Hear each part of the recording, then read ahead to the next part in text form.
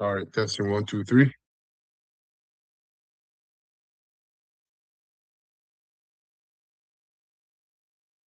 All right, testing one, two, three. Beautiful. All right, Shalom. First and foremost, I'm going to start off this lesson by giving all praises and honor and glory to Yahweh, Bahashem, Yahweh Shai, Bahashem, Rachah HaKadash. Double honor to the apostles, bishops, and elders, the great millstone, rule well. Enough time in his word in truth and sincerity. Peace and mercy to the elect, starting with 144,000 on down. That's also pushing his word in truth and sincerity across the four corners of the earth. All right. And the rest of the elect, peace and mercy to you and your household. I've been fellow servant of Moth of GMS Toronto. All right. Coming at you with another live lesson. And in this lesson, I'm going to be getting into 1 Corinthians chapter 11, as you can see. And the two topics at hand that I'll be dealing with in this chapter is order and the Lord's Supper. Okay. Order and the Lord's Supper. So let's just get right into it. So it says here, 1 Corinthians 11 and 1, be ye followers of me, even as I also am of Yahweh Shai. Now I praise you, brethren, that ye remember me in all things, and keep my ordinances, okay, as I delivered them to you. All right. And let me just double check. Pretty sure the word ordinances goes into instructions.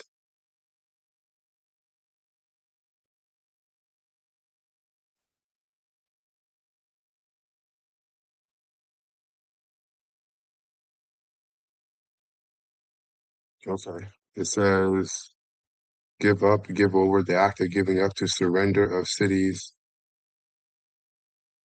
a giving over, which is done by word of mouth or in writing, okay, i.e. tradition by instruction. Okay, yeah. Precept, there you go. Objectively, that which is delivered, the substance of a teaching. Con. Number two, it says a body of precepts, especially ritual, which is the opinion of the latter or the later Jews, which orally delivered by Moses and orally transmitted in unbroken succession to subsequent generations, which precepts both illustrating and expanding the written law, as they did were to be obeyed with equal reverence. Yeah, okay. So yeah, you get the point. Instructions, the law, the scriptures. All right, so let's continue on. It says, verse 2, now I praise you, brethren, that ye remember me in all things and keep the ordinances as I delivered them to you. Okay.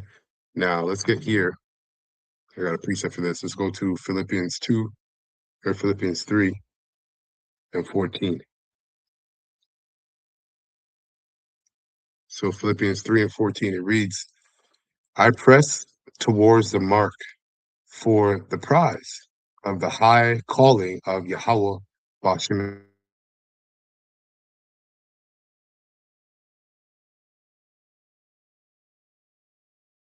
for the prize of the high calling of Yahweh, right? Because what is this calling? We're being called, all right, to be children, all right, sons of the Heavenly Father. That is the highest calling there is in existence, known to all creation, hence Yahweh Shai. And we're being called to this higher calling in Yahweh Shai, right, via his blood. NLT, it says, I press on to reach the end of the race and receive the heavenly prize for which Yahweh, through Yahweh Shai, is calling us. Okay. Back King James says, let us therefore, as many as be perfect, be thus minded, right? And they that are perfect are the elect. Are they perfect indeed? No, because they're in a sinful flesh, a sinful body. Let's look at that word perfect first before I go into it. Let's see what it means in the Greek here. Because we are to strive for perfection. All right. We're striving for perfection to be perfected, hence salvation. which comes with those new bodies, which will be perfect in righteousness.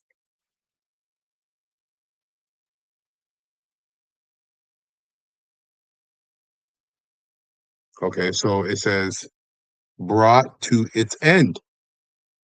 Okay, beautiful, finished. Okay, so those who are perfect are those who make it to the end, those who finish the race. All right, even if it's through death, because salvation after death is what? Resurrection. Okay, wanting nothing necessary to completeness. Yeah, perfect that which is perfect, consummate human integrity and virtue of men. Full grown adult, full age, mature, right? But the best definition here is brought to its end, right? Finished. Okay, finishing this race, as Paul is speaking about.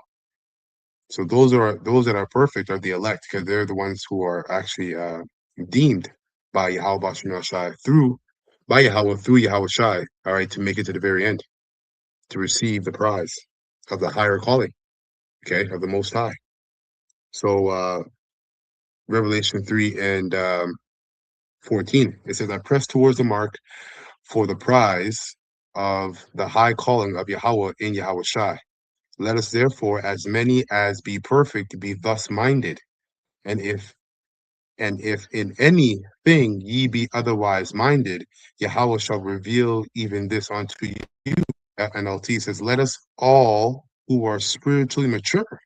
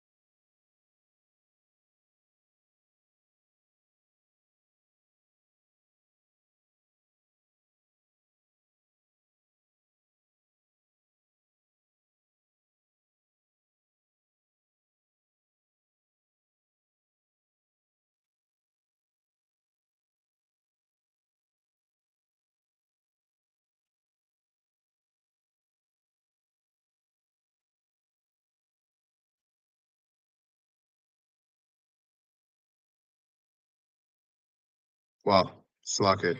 I just got cut out. My live stream got cut out. Um, Let me just double check, make sure everything's working.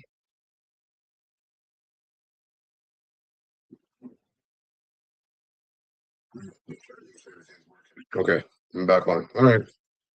Anyhow, famine of the word, man. Famine of the word. It says, now I praise you, brethren, that ye remember me in all things and keep ordinances. Oh, it's First Corinthians, sorry.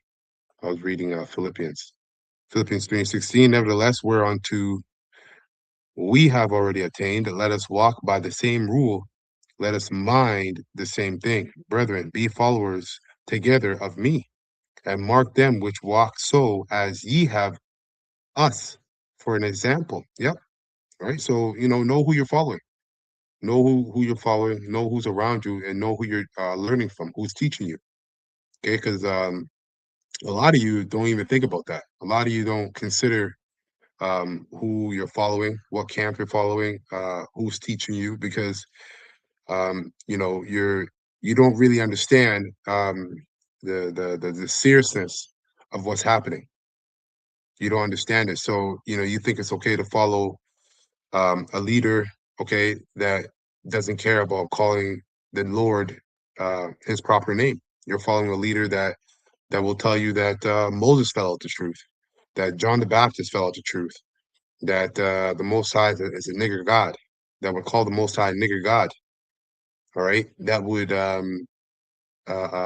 make fun of the name of the Most High and His Son, and then call them whatever you want. The majority of you Israelites are following leaders like this: false prophets, false teachers, and false leaders. Okay, well, that's because the majority of you are low-hanging fruit, anyways. Okay, so you have to be mindful of who you're listening to and who you're being taught by. Okay, because you're gonna be led astray if you don't take heed thereof. All right. So Philip, remember, there's more false teachers than there is true teachers. Okay, and more false prophets than there is true prophets. Okay. NLT, it says, but we must hold on to the progress we have already made, dear brothers and sisters. Um, pattern your lives after mine and learn from those who follow our example. Okay. I'll continue on in NLT. It says, for I have told you often before, and I say it with tears in my eyes, that there are many whose conduct shows they are really enemies of the cross of Yahweh Shai. And you know, ain't that the truth? Okay. And that starts with those that are in the truth. All right. And the Lord is revealing, all right, who he's dealing with and who he's not dealing with. All right. And it's being shown through what? The conduct of their lives. All right. Remember, the Lord said he's gonna search out Jerusalem with candles. Okay, he's going to search out Jerusalem with candles, and he also said that he's going to start his judgment will start at the house of his sanctuary. That's starting with those who are in the truth. Okay, don't be fooled. Not everybody in the truth, all right, is of the elect. Many are called, and few. All right, many are called, and few are chosen. Okay, so this is why the scriptures talk about taking heed to ourselves and to who we listen to and who we're following. It says, continuing on, I'll just go back into King James. Actually, it says, for many walk, of whom I have told you often, and now tell you even weeping, that they are the enemies of the cross of Yahweh Shai.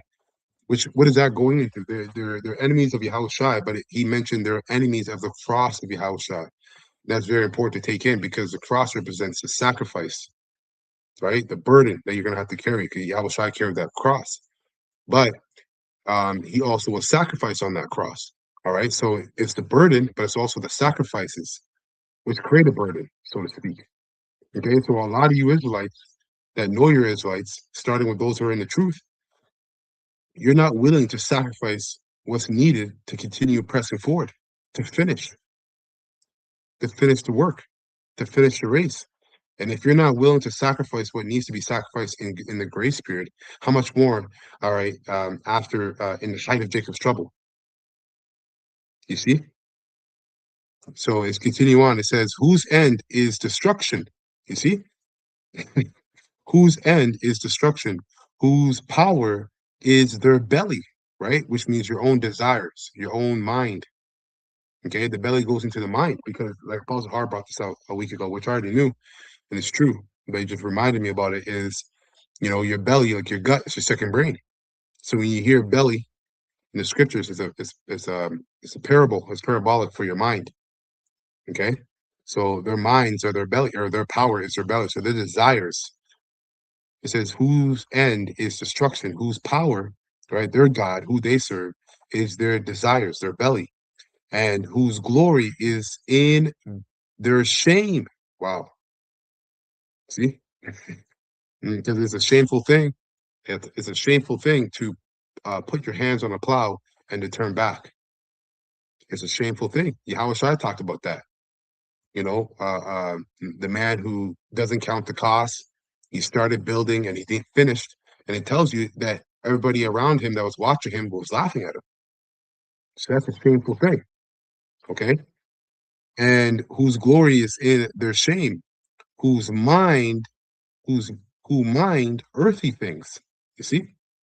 So again, man, we are um we're catching hell, okay, or rather the Lord is putting he's purging, all right, the house of Israel, to see who's willing to sacrifice this world, all right, to the extent of even death.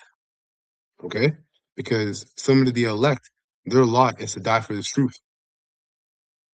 Okay, so if you're not willing to carry your cross, which is basically sacrifice for the sake of Yahweh Bashim Al Shai, and really for the sake of yourself, okay, so you can be saved, so you can achieve and obtain, all right, the prize, which is immortality, right, and and the everlasting journey of godhood.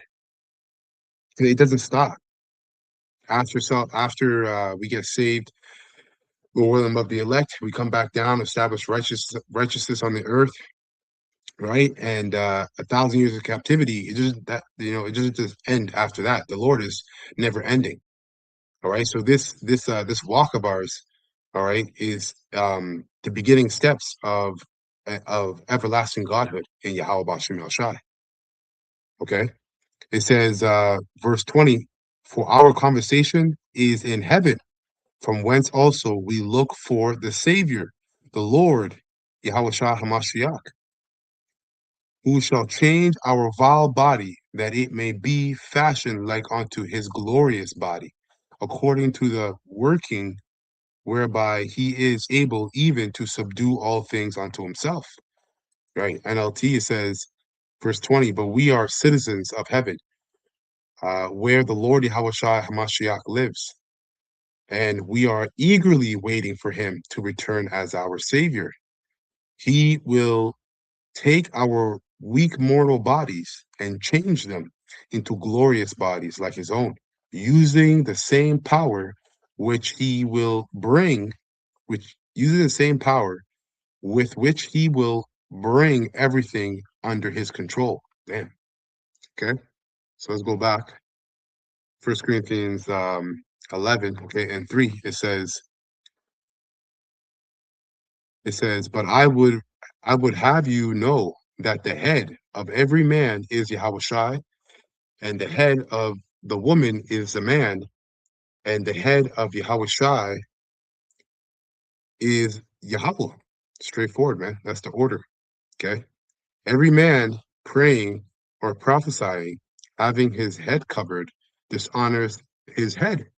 Okay. So when you see Israelites prophesying with their head cover, you know they're not serving Yahweh Bashim Al Shai. Those are demons. Okay. You had Sakari, they were big for this. Okay. Give me a second here.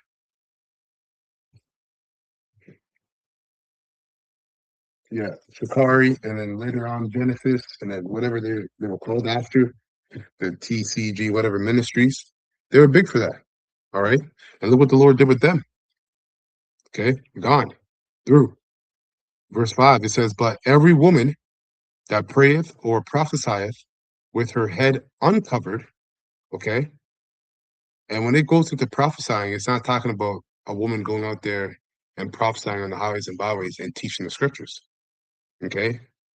A lot of women get visions, and they get visions and dreams of the prophecies are being fulfilled, and they speak on them. They do a video and they might speak on them, but it's not for them to go into the scriptures and break it down, see this is what that means, this is what this means. No.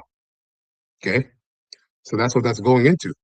When you do that, if you're a woman that gets a dream from the Lord and you share it on a video, have your head covered. Okay. When you pray, have your head covered. And this is all symbolic. You're supposed to literally do it, but it symbolizes something.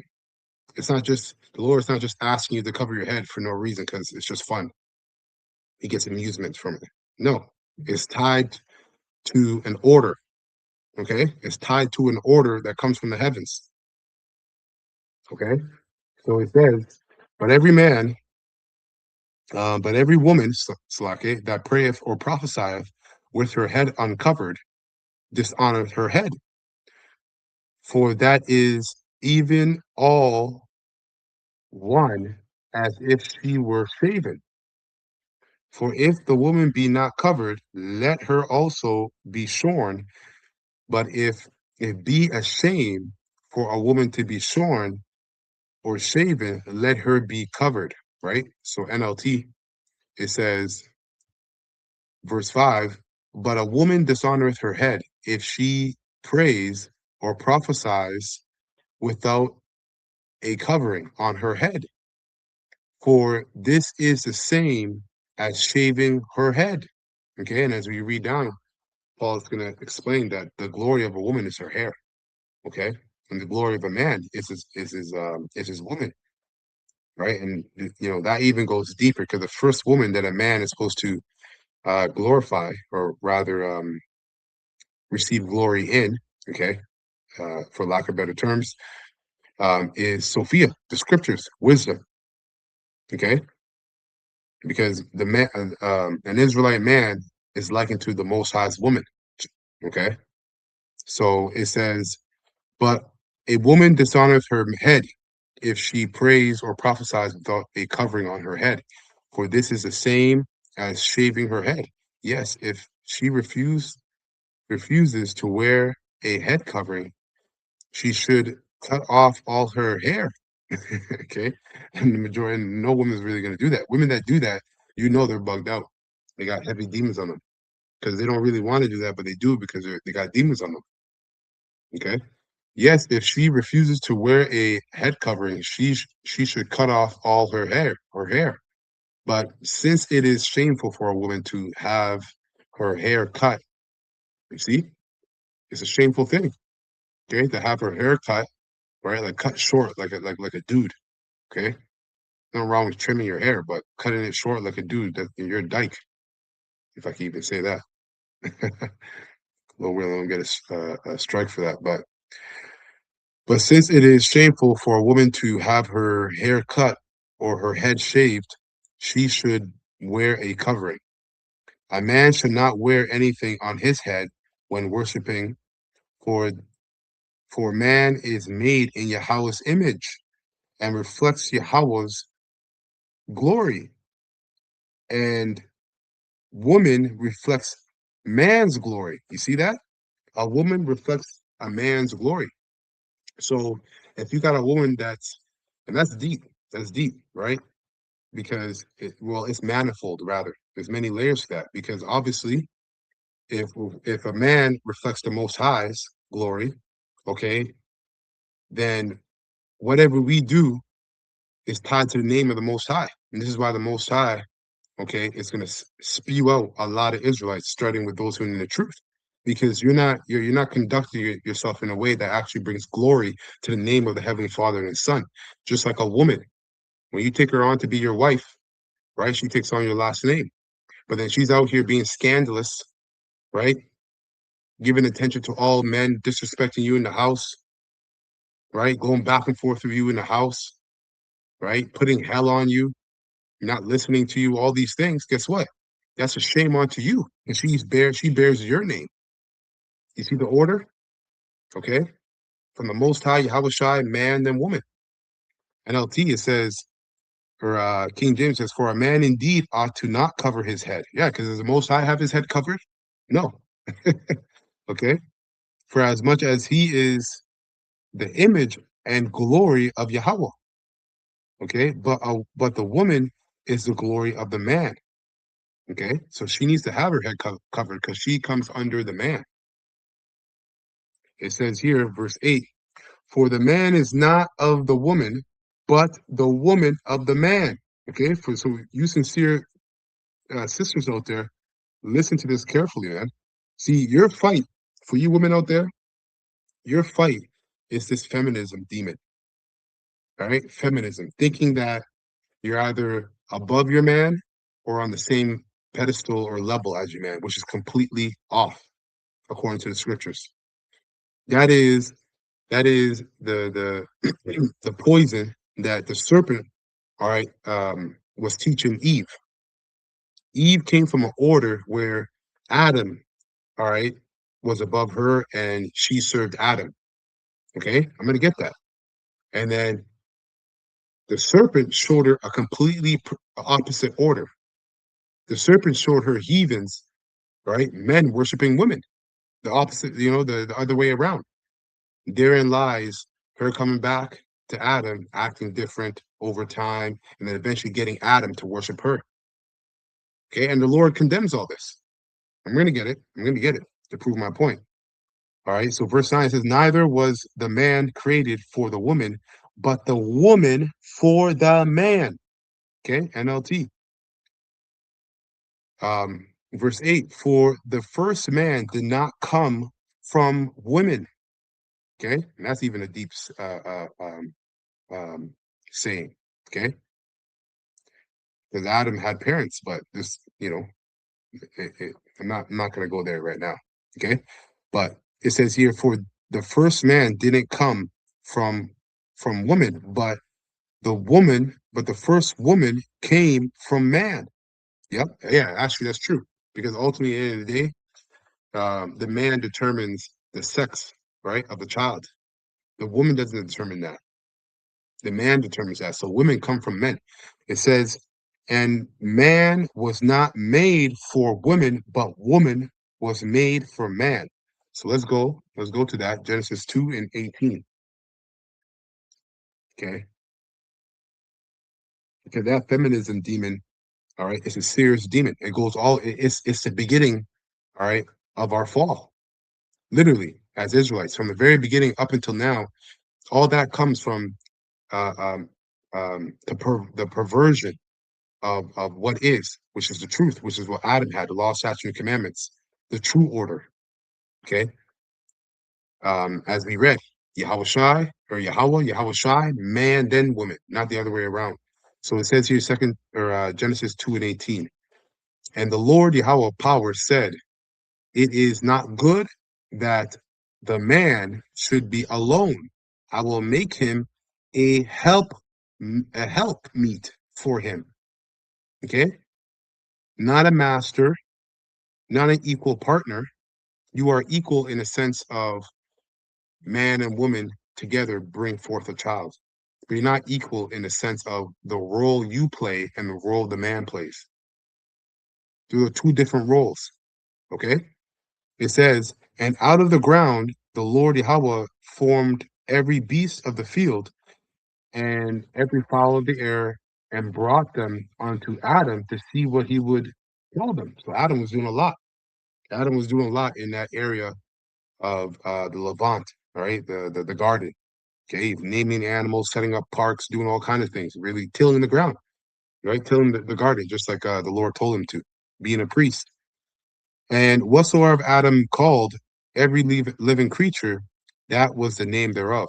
And Adam gave names to all cattle, and to the fowl of the air, and to every beast of the field, but for Adam there was not found an helpmeet for him. Okay. And if you know, that should make complete sense to you because he can't sleep with them animals. He's not going to fall in love with animals. Okay. The helpmeet goes further than what you would think on the surface of a helpmeet. Because animals can help you, but you can't reproduce with animals. Even though we're here in Babylon, they like to teach you otherwise. Okay. It says, and the Lord Yahweh power caused a deep sleep, okay, to fall upon Adam, which that's parabolic. This is all parabolic, this part right here. Okay, a deep sleep. You wacky-tacky Christians and a lot of you Israelites believe that the Lord actually opened up Adam and took his ribs and formulated a woman and then sewed it back up, and then the woman came to him. No, even though that's kind of how you read it, that's how it's written. That's not how to understand it. It's parabolic. Okay, so it says, and the Lord Yahweh power caused a deep sleep to fall upon Adam, and he slept, and he took one of his ribs and closed up the flesh thereof. The rib which the Lord Yahweh power had taken from Adam or from man, made he a woman and brought her onto the man. Okay, now to back up that this is parabolic because when it goes into rib, it's talking about a family member, a close of kin. Um, what was it? Isaac. No, it was bone. Let's see, bone of my bone.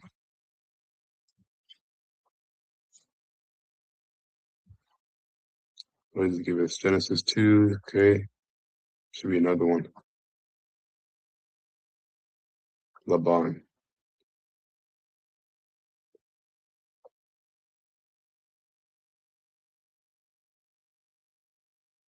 Laban.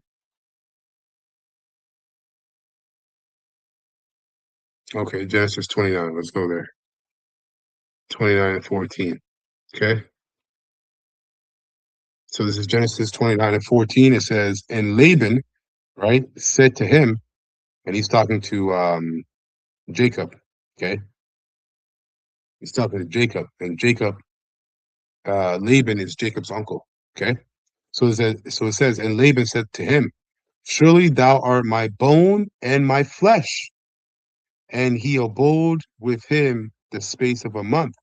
Laban said unto Jacob, because thou art my brother. Okay. Was Jacob literally the bone and flesh of Laban, as in his body? No, it's parabolic. It's a figure of speech like we have today. All right. Shouldest thou therefore serve me for naught?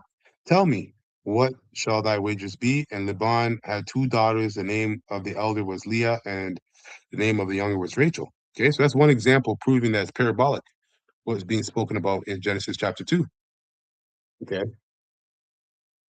well, that's a good precept. Hey, Shalom, Ak, Yahweh, Shema, Shabbat, Kabbat. Let me get this precept from the brother here. Um, this is from Pillars of Benjamin. All right, subscribe and be edified. All right.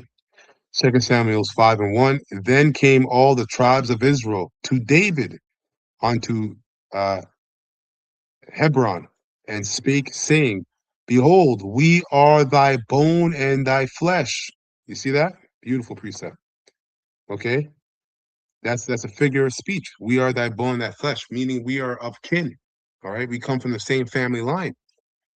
So it says, Second Samuel 19 and 12, ye are my brethren, ye are my bones and my flesh. Wherefore then are ye the last to bring back the king? See?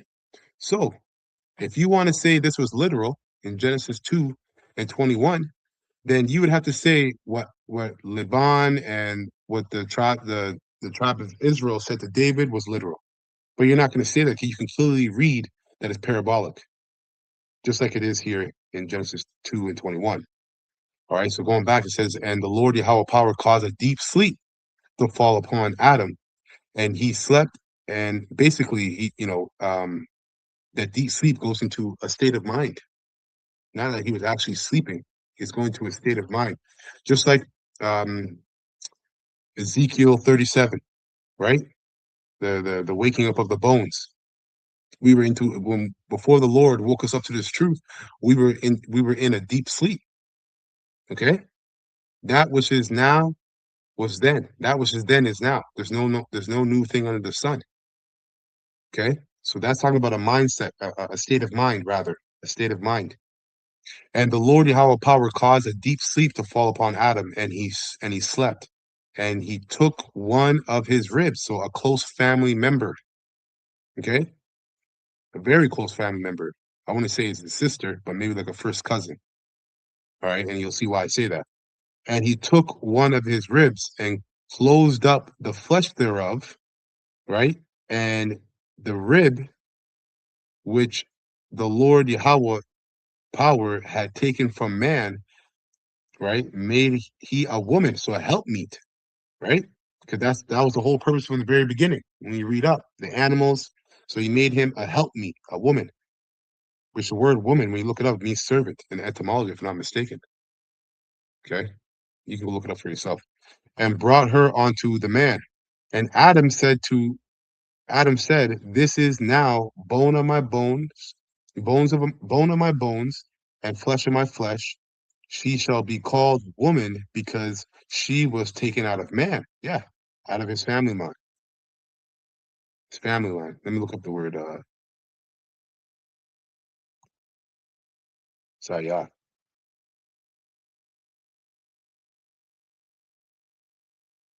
There we go.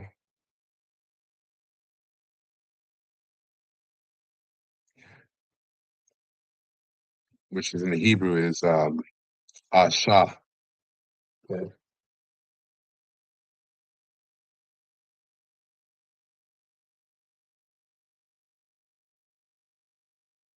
Yeah, Ashah. So it says here, Woman, wife, female, opposite of man, wife, married to a man, female, each, every. No, it doesn't tell you anything like that yet. Every female, da, da, da, da. Okay, let's go into etymon, see what it says in etymon.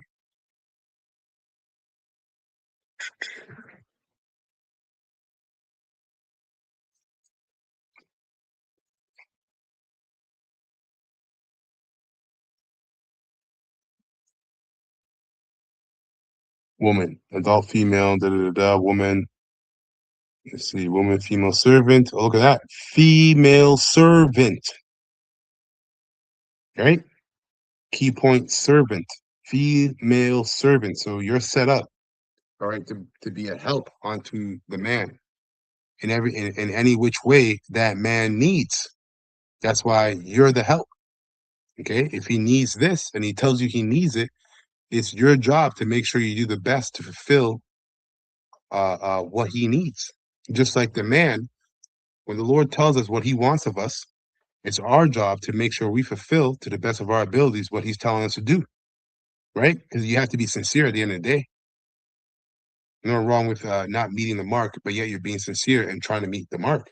But you have to meet the mark and you have to get rid of that feminism bullshit, that poison in your mind. Because hey, once the Lord starts bringing judgment, the first target is going to be you women. You have to understand that when society collapses, the first target is women, then children. Women, and you know why. You know why women are the first target.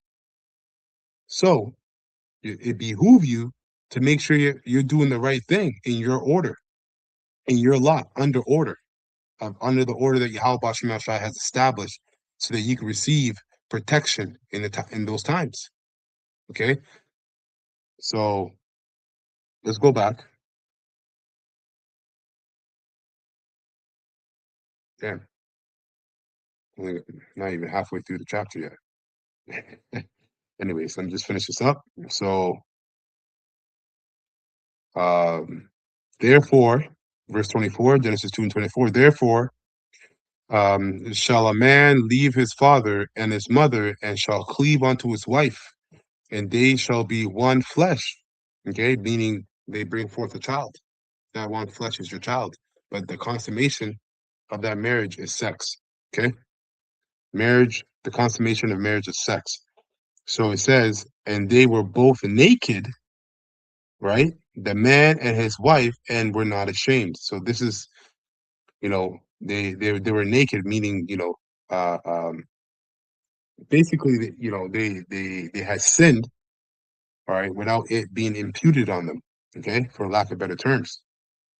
Okay, for lack of a better way to say it, because um, the Lord didn't really dictate, you know, um, who you should be sleeping with and who you can't sleep with in terms of relatives until Moses really came down, came in the scene. Then all that was really written down, right? Like you shouldn't take your wife's sister as a wife because that would cause trouble, right? But that wasn't really written down now. It was more of this in the time of Adam was more of a way of living.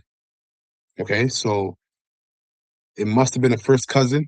That's what I believe. It must have been a first cousin that he dealt with. Eve was a first cousin, and it wasn't imputed on them as sin at that time. The Lord kind of allowed it for the sake of his purpose, of his will, of this movie, of his movie.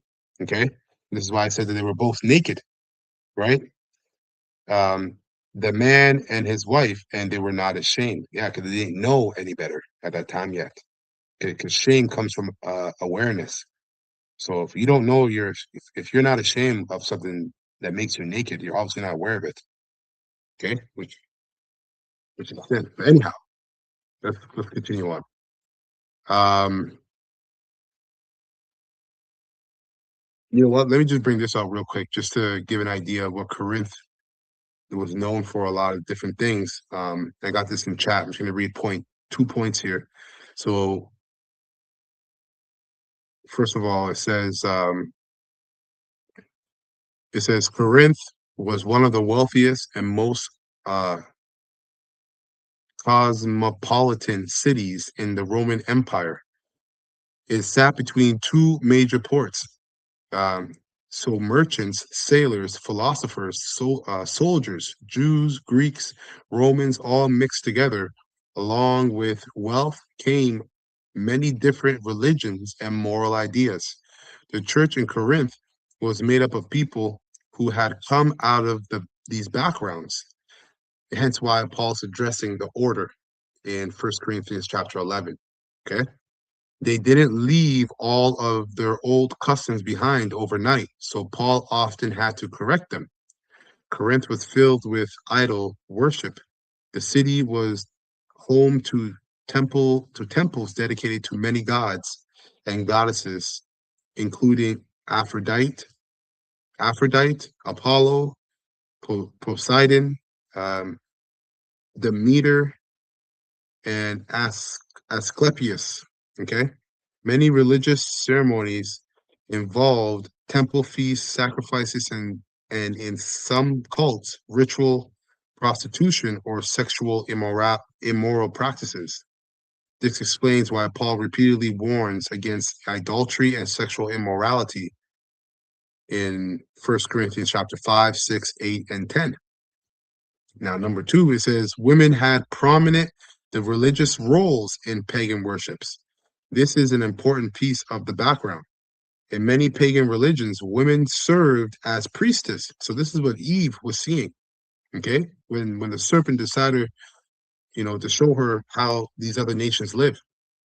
Okay, if you understand, right? He saw women doing things that were only permitted for men to do in the world that she comes from. Okay, as the scripture says, she saw that it made the fruit, it opened up her eyes, desires to make one wise. But the scriptures tell us that knowledge of wickedness is not wisdom. Women served as priestess. Some women led religious ceremonies. Certain goddess cults gave women unusually high religious authority. See, the hey, nothing's new under the sun, man. This is the same world that we came out of before the Lord revealed his knowledge, wisdom, and understanding to us. Okay, it's just way worse now than it was back in Corinth, 2,000 plus years ago. The worship of goddesses like Aphrodite emphasized many religious prominence. When these converts became Christians, some likely carried those expectations into the church. This helps explains why Paul spends time teaching about order, authority, and proper conduct in worship. And if this was 2,000 plus years ago, how much more evident or how much more extreme is it now? Well, it is at its worst than it's ever been. Now, this is how you know we're in the end. Okay. And that also means, all right, we're to take heed, especially you women. All right, you're to take heed to your order, okay, or your role in the Lord's order. Just like us men, we have to understand our role in the Lord's order, which is to serve Him. Authority and proper conduct in worship, especially 1 Corinthians 11 and 14. He was teaching that the Christians' assembly was not to imitate pagan religious practices. Boom. And then this last point here, point number 4, it says, why does Paul stress headship in 1 Corinthians 11? Paul does not argue from Greek or Roman customs alone. Instead, he goes back to creation. Adam formed first, then Eve. The order established in Genesis. Okay? The relationship between Yahushua, man and woman. By grounding his teachings in creation rather than local customs, which is what we do today. Our order, see, a lot of you would think that the men of the Lord, we just want to stomp around and just, yeah, we're better than you, we're above women, da da da. No, this is like, this is beyond that. Okay, this is way beyond that. This is like Paul did. He anchored, all right, and stressed headship and anchored that, all right, in the story of Genesis. This goes back, this is the Lord's order. This goes back to the beginning. Okay? By grounding his teaching in creation rather than local customs, Paul presented these principles as theological while also addressing problems that were arising in Corinth. Okay. Um, yeah.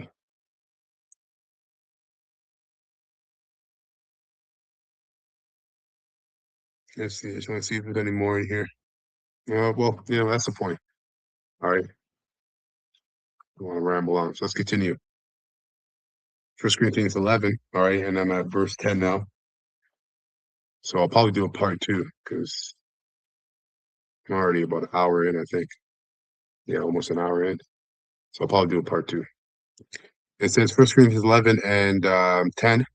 Okay. It says, for this cause ought the woman have Slake. For this cause ought the woman to have power on her head because of the angels. Yeah, NLT says, I'll actually read from verse 9. And man was not made for woman, but woman was made for man. For this reason, and because the angels are watching, a woman should wear a covering on her head to show she is under authority. Okay? Because the angels are watching. Okay? The angels are watching what you women do and how you women think. Okay? Just like the angels are watching us. Nevertheless, neither is the man without the woman, right?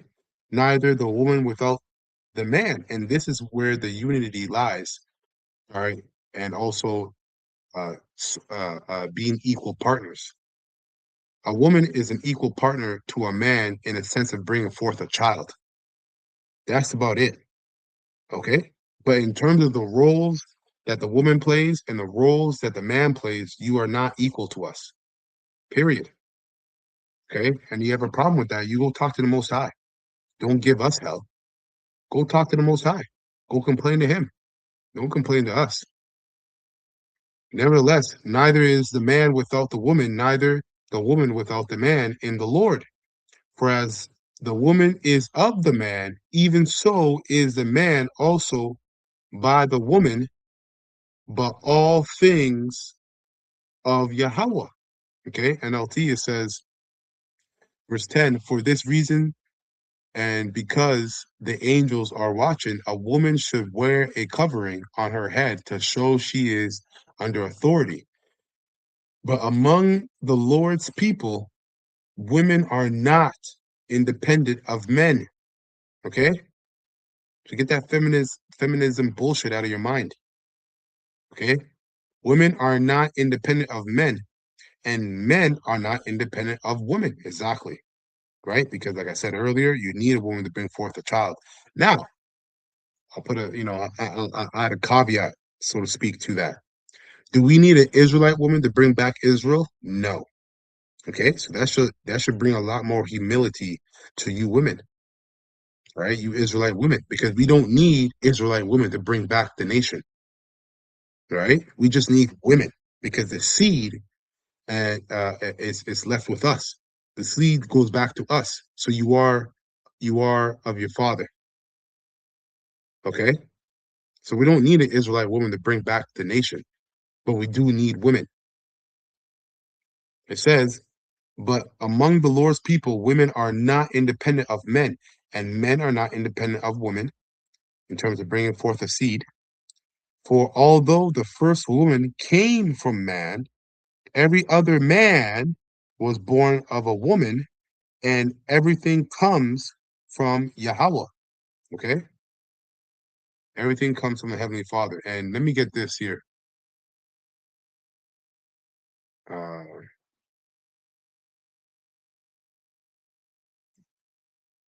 all right, to the Lord. Yeah, the people why the Lord said this. It's how you know. Genesis, I think it's 3. All right, the fall of man, da da da.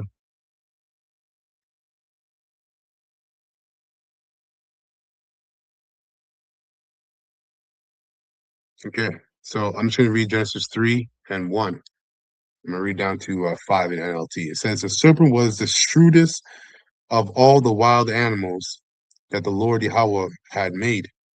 Right? And the serpent was a man, it wasn't an actual snake. All right, this is parabolic talk. Okay, Moses is was told to describe the man that beguiled Eve as a serpent because the characteristics of this man was that of a serpent. All right. The serpent was shrewd, the shrewdest of all the wild animals of the Lord, the wild animals of the Lord Yahweh power had made. One day he asked the woman, did Yahweh really say you must not eat the fruit from, you should not eat the fruit from any of these trees in the garden? Of course, we may eat fruit from the trees in the garden, the woman replied. It is only the fruit from the tree in the midst of the garden. All right. So, that's the other nations at that time. Like all we have is the aftermath of Pangea. So we don't really know, all right, how everything looked like. But the land of Eden, right, which is the landmass, Eden itself was one big landmass. All right. And the garden was Israel today. Let me just, how the hell?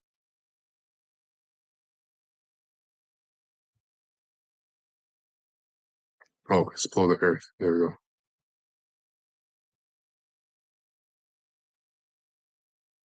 Why is this not working?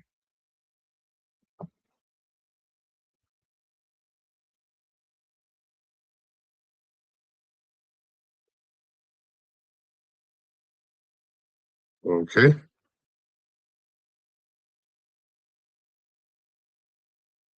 This is no.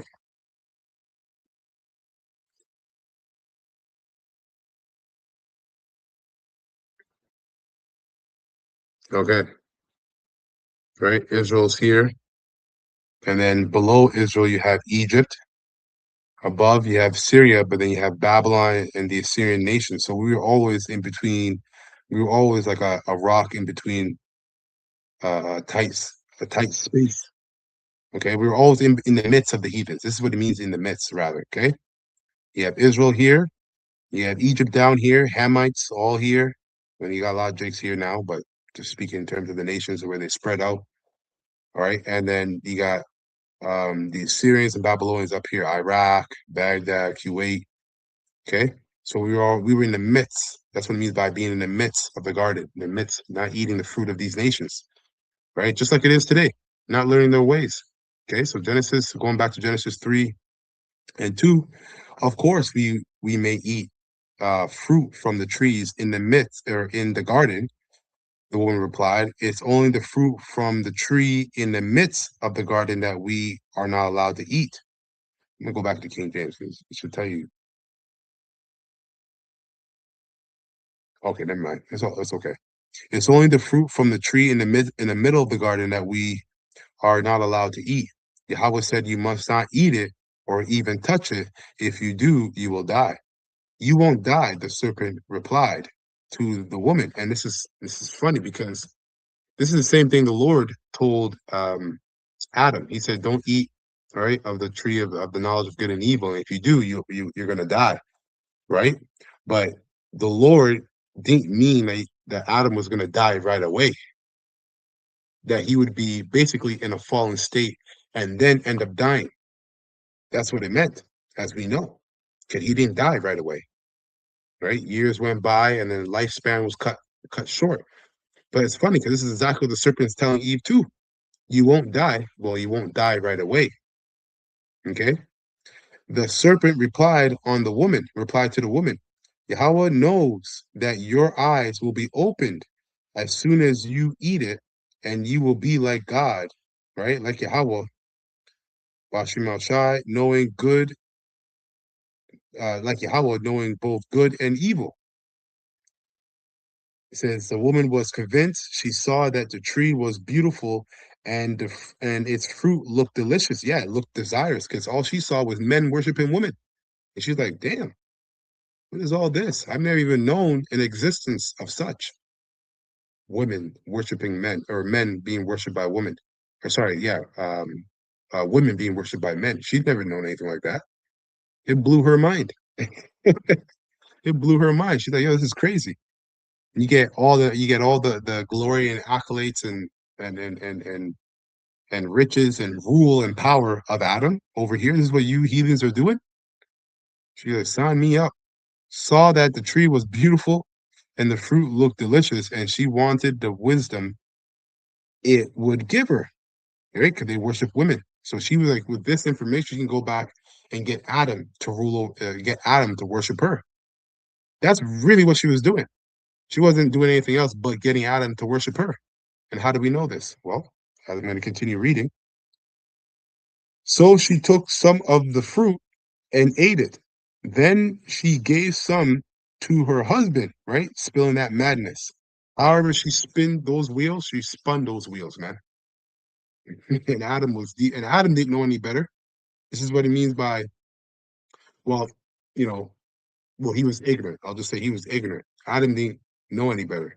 Showing you that there's levels to perfection. Because at the same time, Adam hadn't sinned really yet. He hadn't sinned at all yet. Okay? If you can understand that. Then she gave some to her husband who was with her, and he ate it too. Okay, so eventually over time, Adam went from being Adam and ruling over everything to being Adam and basically simping out and worshiping Eve.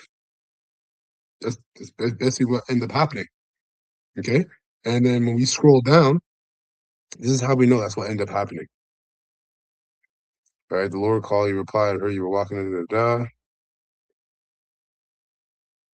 Then the Lord asked, who gave you eat the tree and fruit and eat? Okay, I'll start at verse 10. NLT says, he replied, I heard you walk in the garden, right? Which were the prophets. The Lord himself wasn't walking in the garden, but it was the prophets. So you had prophets back then.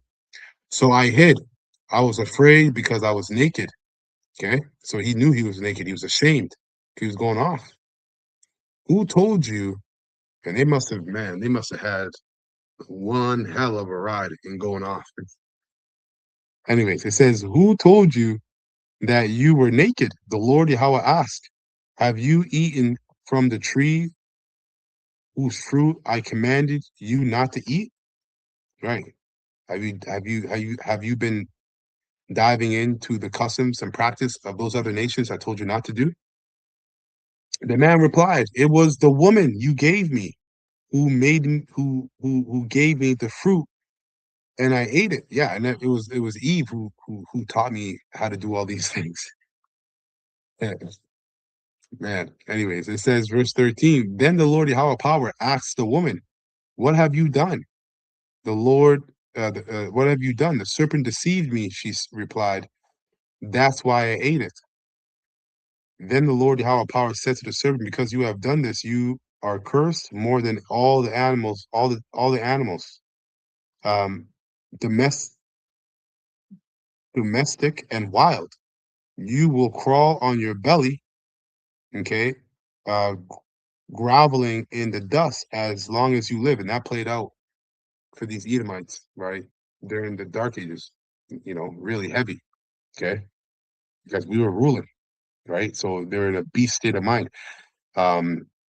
It says here, and I will cause hostility between you and the woman, between your offspring and hers, right?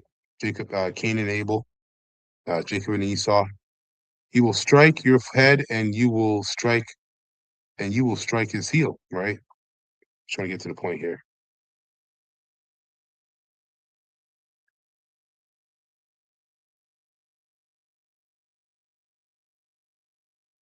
Well, let me get these two precepts. These are beautiful precepts. And what the brother's getting.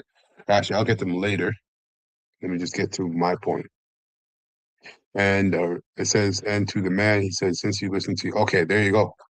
So here's the point. Oh, I was just there. So Genesis 3:16. Then he said to the woman, I will sharpen the pain of your pregnancy. Okay. And in pain, you will give birth, and you will desire to control your husband. You see that?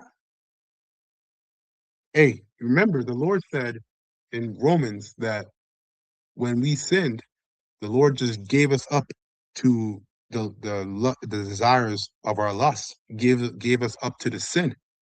Okay, that's basically what he did with Eve. He said, listen, because you've learned the works of the heathen, all right, and they worship They have men worshiping women, which is backwards of the order I set up here.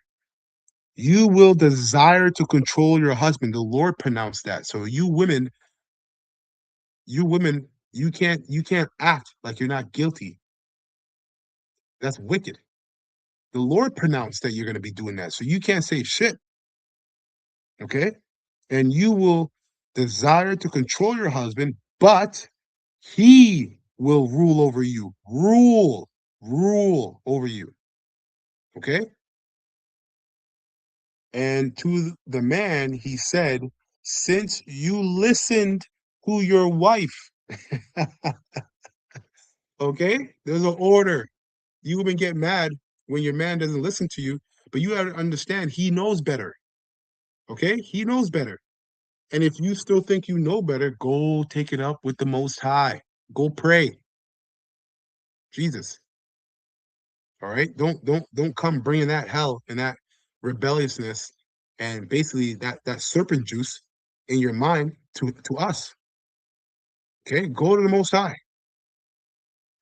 It says, and to the man he said, since you listened to your wife and ate from the tree whose fruit I commanded you not to eat, the ground is cursed because of you.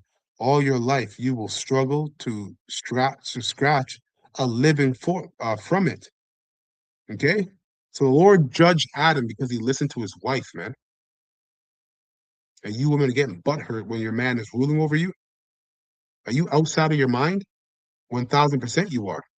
This is why you women, if you're being sincere, you have to constantly, your walk is to constantly battle that feminism spirit in your mind. And the only way you can battle that is by doing what the Lord is by following the order that the Lord set up, that He ordained, going all the way back to Genesis, the very beginning, okay, of creation. Let me get this brother's precepts. This is man, he has a couple precepts here, blowing it up. Yeah, that's a good one. Let's go Ezekiel 31:8. It says the cedars in the garden of Yahweh could not hide him, right? Because wherever we go as Israelites, sons of God, we shine. Okay, we can't hold ourselves back. These nations and heathens have to hold us down. All right, we just shine, we vibrate different. So it says the cedars in the garden, the other nations, could not hide him, right? Because he tried to hide among them, right? The fir trees were not like his bows, right? The children of the heathens were not like the children of the sons of God. And the chestnut trees were not like his branches, different shades of brown, different nations, nor any tree in the garden of Yahweh was like on, was like unto his beauty, was like unto him and his beauty, right? The way he looked, the way he conducted himself, and the law, statutes, commandments that he was given by the Heavenly Father. That all adorned Adam, all right, and made him beautiful in the sight of the world. Okay. So it's the same thing for you women. What makes you beautiful is your humility, all right, and and your ability, all right, to follow instructions. That's what makes you beautiful, not merely looking beautiful. The Lord doesn't give a shit about that. He says he looks into the inward parts of man, while everybody else looks at the outward appearance. He looks in the inward appearance, the character. If he does that with man, how much more with you women? Come on now. Don't play yourself, man. I have made him fair by the multitude of his branches, so that all the trees of Eden that were in the garden of Yahweh envied him. Okay, this is why the serpent rolled up. Right, he rolled up. They probably had a council like, "Yo, we're sick and tired of these sons of God ruling over us. We gotta do something about this." Okay, because nothing new is under the sun. They're doing it now.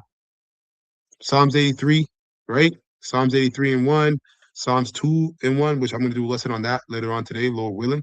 Okay. So they had enough, and that serpent came to Eve and did what he did, which the Lord allowed it. Okay, because it's for his will, his purpose.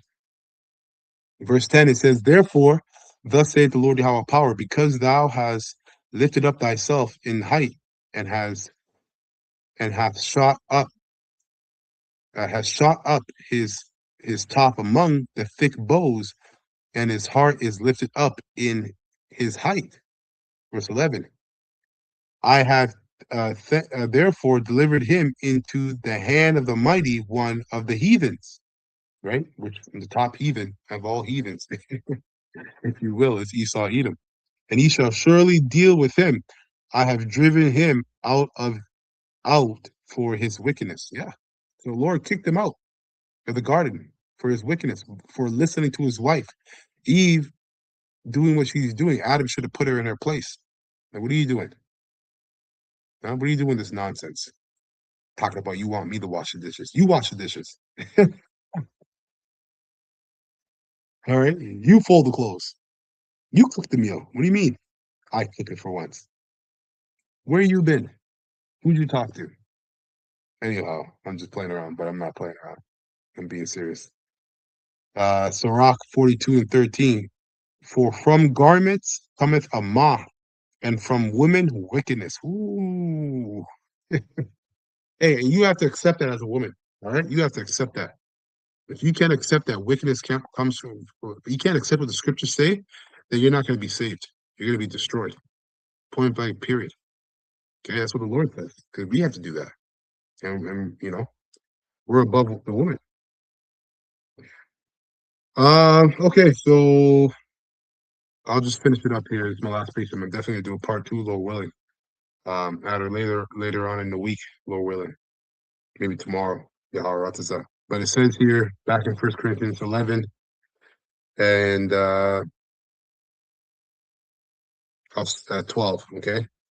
It says, for as the woman is of the man, even so is the man also by the woman, but all things of Yahweh, Bashim El Shai. Judge in yourselves.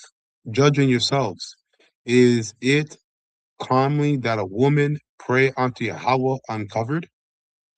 Doeth not even nature itself teaches you that if a man have long hair, it is a shame unto him. Yeah, so you're not supposed to have long hair like that. Makes you look like a woman.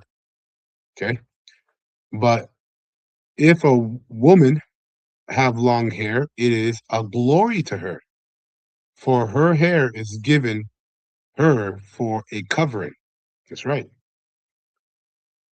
But if a man, if any man seem to be contentious, we have no such custom, neither the churches of Yahweh. NLT says, but if anyone wants to argue about this, Captain Cesariak, he has an affinity for Eve, man. He loves himself some Eve. Anyways, but if anyone wants to argue about this, I simply say that we have no other custom than this. Neither do Yahweh's other churches. That's it. So this is what it is. You don't want to get down and lay down. Well, the Most High is going to deal with you. Okay, he's just going to deal with you. He's going to replace you with somebody else that won't drive his servant crazy. Okay, and that's serious. Just like the Lord can replace us with somebody else, with another servant that won't drive him crazy. All right, the Lord made it very simple for us to understand uh, aspects and the aspect of relationship between man and God, right? Creation and God, Yahweh, by giving us a woman. This is 1 Peter 3 and 14. Okay. It reads, but and if ye suffer for righteousness' sake, happy are ye, and be not afraid of their terror, neither be troubled, but sanctify the Lord Yahweh power in your hearts and your mind, and be ready always to give an answer to every man that seeketh. Oh, Slacker. This is the wrong verse. 1 Peter 3 and 1. Slacker. 1 Peter 3 and 1, it says, likewise, ye wives, be in subjection to your own husbands, that if any obey not the word, they also may, without the word, be won by the conversations of the wives. Wow, yeah. NLT, it says, in the same way, you wives must accept the authority of your husbands, okay, granted by the Most High. It's not granted by us, it's granted by the Most High. Then even if some refuse to obey Yahweh's good news, your godly lives will speak to them without any words. You see that? Because you are a representation of your man, of your husband. So how you conduct yourselves will do what? It will speak to them without any words. They will be won over if they're of the elect. So you women don't even understand that other women that might be of the elect are watching you and seeing how you conduct yourself in accordance to your man. Okay? While they behold, and if you don't do so right, the Lord might replace you with the very same woman, or the very same woman that's watching you, because she's more worthy. You see? While they behold your chaste, your chaste, which means your discipline. Okay, your discipline, like chastity belt. So while they behold your chaste, like it, your chaste conversation goes into your conduct as well. The way you conduct yourself around your man and when you're not with him, and the way you talk to your man and talk about him. Okay? While they behold your chaste conversation coupled with fear, right? Fear of the Lord, who's God damn. Give me a second here. Bear with me 2 seconds here.